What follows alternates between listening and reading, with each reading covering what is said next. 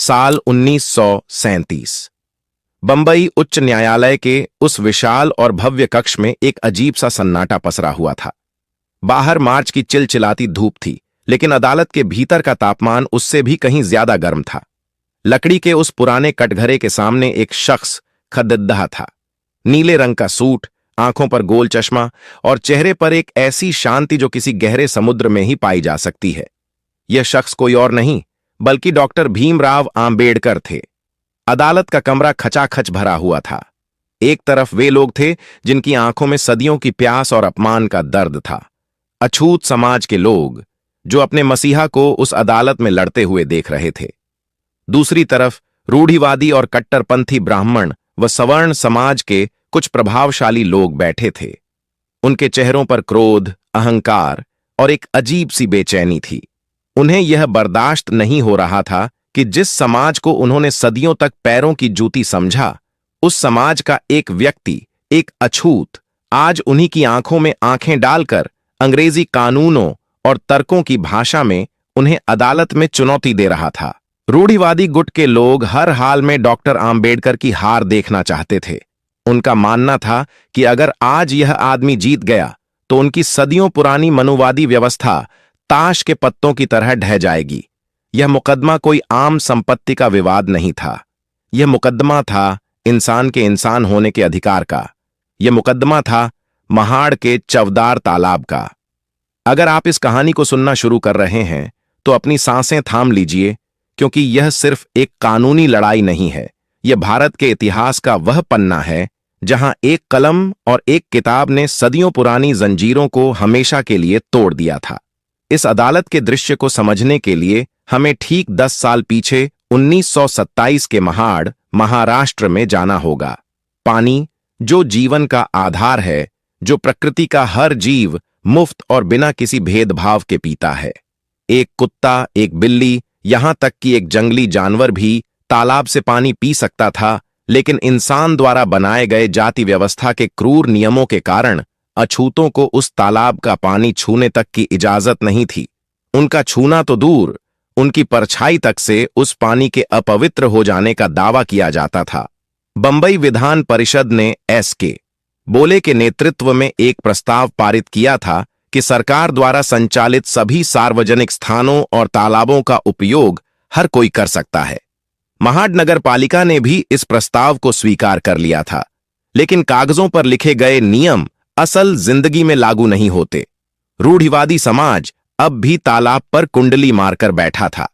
तब 20 मार्च 1927 को डॉक्टर आंबेडकर ने हजारों दलितों के साथ महाड़ की धरती पर एक शांतिपूर्ण मार्च निकाला। यह एक ऐतिहासिक क्षण था। डॉक्टर आंबेडकर चवदार तालाब की सीढ़ियों से नीचे उतरे।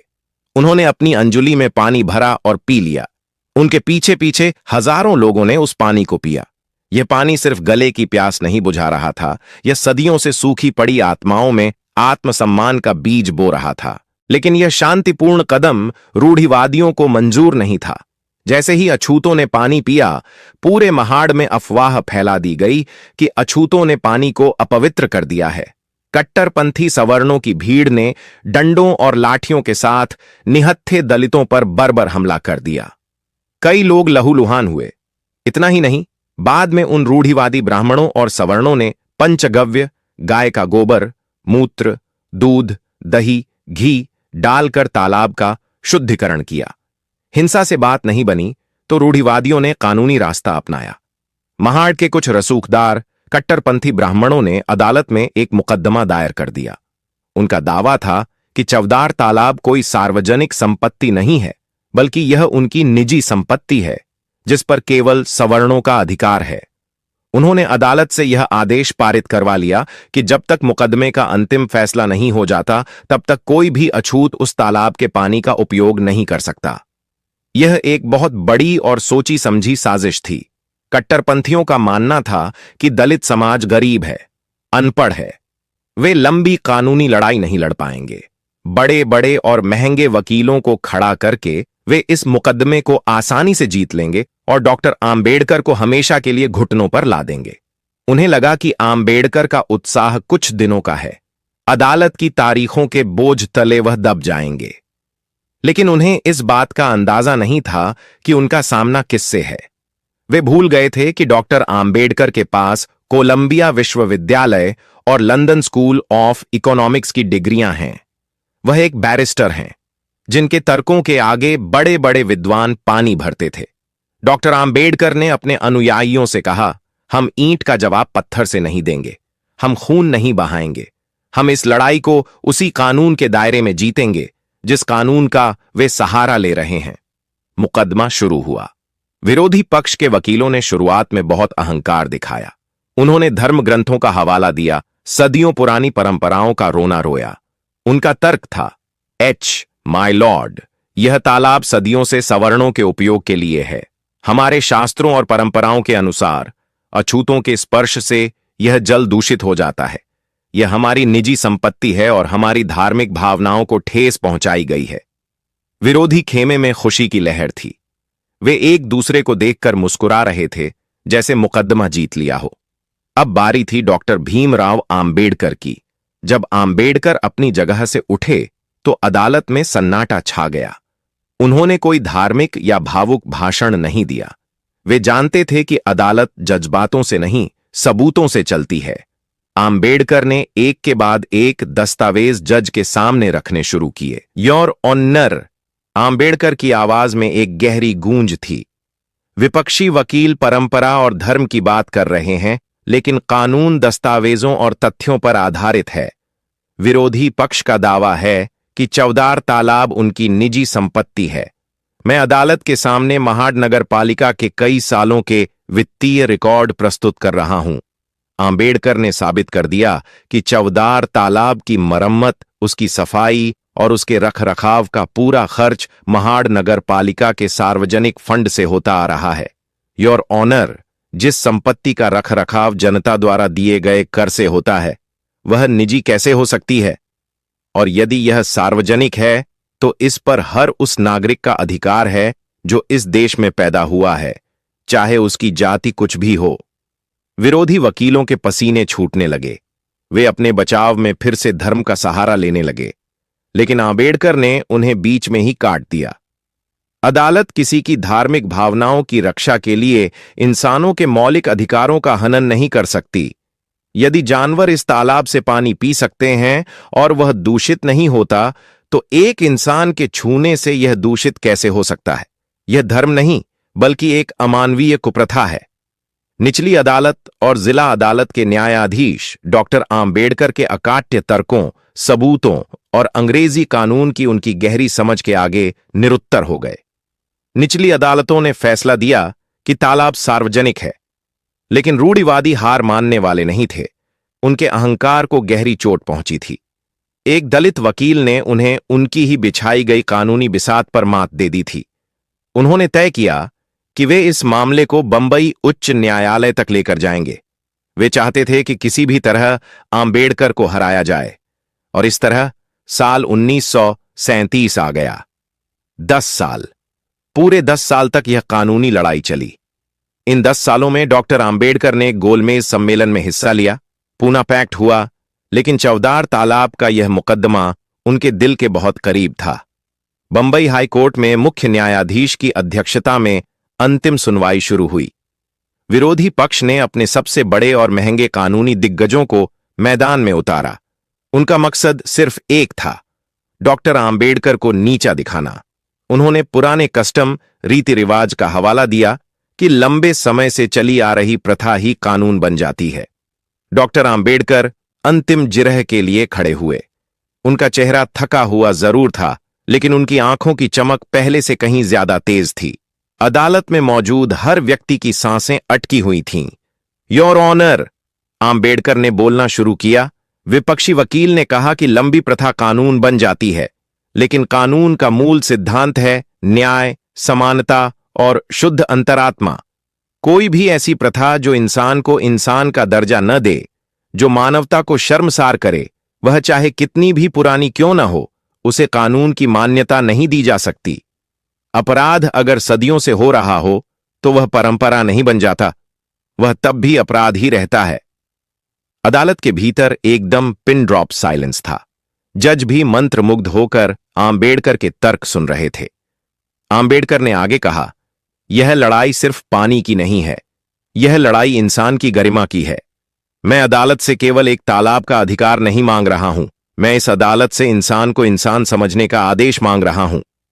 विरोधी वकीलों के पास अब कहने को कुछ नहीं बचा था। उनके सभी तर्क, सभी झूठे कागजात आंबेडकर के बौद्धिक प्रहारों के सामने चकनाचूर हो गए थे। ऐतिहासिक फैसला। 17 मार्च 1937 का वह ऐतिहासिक दिन आ गया। बंबई उच्च न्यायालय के मुख्य न्यायाधीश ने अपना फैसला पढ़ना शुरू किया। अदालत के बाहर और भीतर हजारों लोगों की भीड़ दिल थामे खड़ी थी। रूढ़िवादी खेमे के लोग भी बेचैनी से नाखून चबा रहे थे। जज ने कहा, तमाम सबूतों और दोनों पक्षों की जिरह सुनने के बाद यह अदालत डॉक्टर आंबेडकर के तर्कों से पूरी तरह सहमत है। विरोधी पक्ष यह साबित करने में पूरी तरह विफल रहा है कि चवदार तालाब उनकी निजी संपत्ति है। यह अदालत अपना अंतिम फैसला सुनाती है कि महाड़ का चवदार तालाब एक सार्वजनिक संपत्ति है और अछूतों सहित हर व्यक्ति को इस तालाब से पानी पीने और इसके उपयोग का समान कानूनी अधिकार है। जैसे ही जज ने अपना हथौड़ा मेज पर मारा, अदालत के बाहर और भीतर खुशी की लहर दौड़ गई। डॉक्टर बाबा साहेब आंबेडकर का विजय असो, डॉक्टर बाबा साहेब आंबेडकर की जय हो के नारों से बंबई हाई कोर्ट का परिसर गूंज उठा। जिन लोगों ने सदियों से सिर झुकाकर जीना सीखा था, आज उनके सिर गर्व से आसमान छू रहे थे। कई लोगों की आंखों से आंसू बह रहे थे। दूसरी तरफ वे रूढ़िवादी और कट्टरपंथी चेहरे जो डॉक्टर आंबेडकर की हार के पीछे पड़े थे, सिर झुकाए अदालत से बाहर निकल रहे थे। उनकी सदियों पुरानी मनुवादी व्यवस्था के अहंकार को एक अकेले आदमी ने अपनी शिक्षा और कानून की ताकत से हमेशा हमेशा के लिए मिट्टी में मिला दिया था।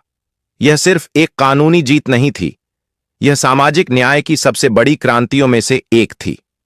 अब जानिए इस कहानी से हमें क्या संदेश मिलता है। डॉक्टर आंबेडकर की यह ऐतिहासिक और सत्य घटना हमें कई गहरे और जीवन बदलने वाले संदेश देती है। शिक्षा सबसे बड़ा हथियार है। अगर डॉक्टर आंबेडकर के पास शिक्षा नहीं होती तो शायद यह लड़ाई उसी दिन खत्म हो जाती जिस दिन कट्टरपंथियों ने लाठी डंडों से हमला किया था। शिक्षा ने उन्हें वह ज्ञान और आत्मविश्वास दिया जिससे वे बड़े बड़े वकीलों और जजों के सामने सीना तान कर खड़े हो सके। जैसा कि उन्होंने खुद कहा था, शिक्षा शेरनी का वह दूध है जो इसे पिएगा वह दहाड़ेगा। हिंसा नहीं, संवैधानिक और कानूनी संघर्ष का रास्ता चुने। जब महाड़ में अछूतों पर हमला हुआ था तब दलित समाज की संख्या वहां काफी थी। वे चाहते तो पलटवार कर सकते थे, लेकिन डॉक्टर आंबेडकर ने उन्हें रोक दिया। वे जानते थे कि हिंसा से कोई स्थायी समाधान नहीं निकलता। उन्होंने न्यायपालिका और कानून पर भरोसा किया। यह कहानी सिखाती है कि अपने अधिकारों की लड़ाई हमेशा लोकतांत्रिक, शांतिपूर्ण और कानूनी तरीके से लड़नी चाहिए। सत्य परेशान हो सकता है, पराजित नहीं। यह मुकदमा 10 साल 1927 से 1937 तक चला।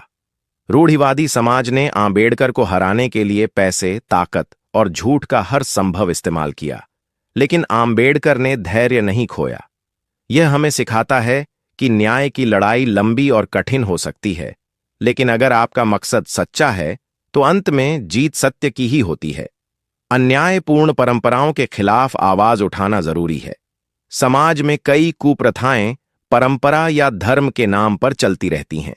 यह कहानी हमें सिखाती है कि जो परंपरा मनुष्य को इंसान का दर्जा न दे और समानता के खिलाफ हो, उसे चुनौती देना और उसे बदलना हर जागरूक नागरिक का कर्तव्य है। आत्मसम्मान से बड़ा कुछ नहीं। डॉक्टर आंबेडकर ने अदालत में साबित किया कि यह सिर्फ प्यास बुझाने की लड़ाई नहीं थी, बल्कि यह बताने की लड़ाई थी कि हम भी इंसान हैं और हमारा भी इस धरती, हवा और पानी पर उतना ही अधिकार है जितना किसी और का। आत्मसम्मान के बिना जीवन का कोई अर्थ नहीं है। अंत में महाड़ के चवदार तालाब का वह पानी आज भी वहां मौजूद है, लेकिन 1937 के उस ऐतिहासिक मुकदमे के बाद वह सिर्फ एक तालाब नहीं रहा, बल्कि वह सामाजिक समानता का एक जीता जागता तीर्थ स्थल बन गया। डॉक्टर आंबेडकर ने अदालत के कमरे में जो लड़ाई लड़ी, उसने भारत के भविष्य की नींव रखी। एक ऐसे भारत की जहां इंसान की पहचान उसकी जाति से नहीं, बल्कि उसके कर्म और इंसानियत से होती है। आज की वीडियो में बस इतना ही। यदि आपको हमारे द्वारा बनाया गया यह वीडियो पसंद आया हो और आप चाहते हैं कि हम बाबा साहब के इस मिशन को आगे बढ़ाएं, बाबा साहब पर बनाया गया हमारा ये वीडियो कैसा लगा, आप हमें कमेंट करके जरूर बताएं। दोस्तों, आज की वीडियो में बस इतना ही। इस चैनल पर मैं सिर्फ बाबा साहब के जीवन से जुड़ी छोटी बड़ी सभी जानकारी लेकर आता रहता हूं। यदि आप बाबा साहब को पसंद करते हो और इनके बारे में और अधिक जानना चाहते हो, वीडियो को पूरा देखने के लिए धन्यवाद। उम्मीद करता हूं आपके विचार भी बाबा साहब की तरह अच्छे होंगे।